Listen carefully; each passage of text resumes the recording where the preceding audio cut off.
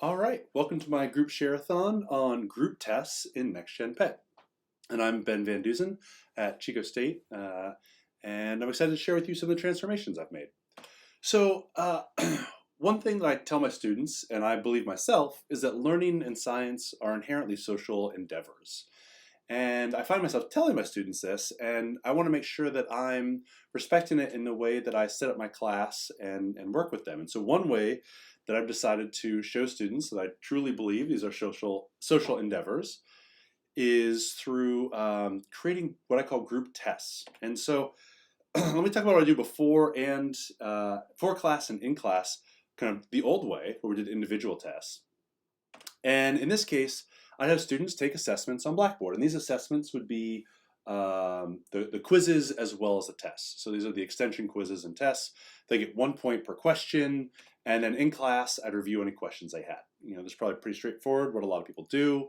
My new way, however, doing group tests looks a little different. So before class, I still have students take the exact same assessments they took before on Blackboard, but they're only worth half a point per question now. And then in class, instead of reviewing the questions, each group gets together and takes the exact same test again. And so the first time they took the test, I don't give them feedback on which questions they got right or wrong, but they do know what their score was on it. And so if they got one question wrong, now as a group, they're trying to puzzle out which one might they have gotten wrong, and they talk about it together. And I have them all get on Blackboard, and they all, officially they have their own test to take, but I tell them all, together, figure out your answers, and then as a group, you all click submit on each of your tests at the same time and see how things came out. And then as an added bonus, thinking of this as an activity for future teachers, I've added extra credit in that group test for the most common wrong answer from the individual test. And they get a quarter point for each of those. And so this gives them some incentive to think about what are common stumbling blocks for each of these questions, or what are kind of common ideas that people might have that lead them down the wrong path. And so I like doing that for future teachers, but you can certainly save some time in not doing it.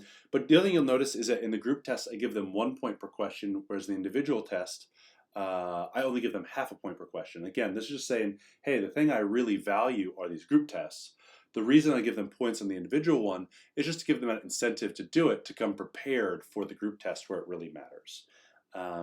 And so there are some pros and cons of both of these methods. The pros of the group tests are students are answering each other's questions instead of me at the beginning.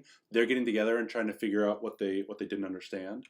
And students are putting on their teacher's hat for those most common wrong answers.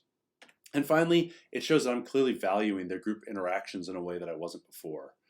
And the cons, there are cons. The primary con is just that it takes more class time than answering the questions myself.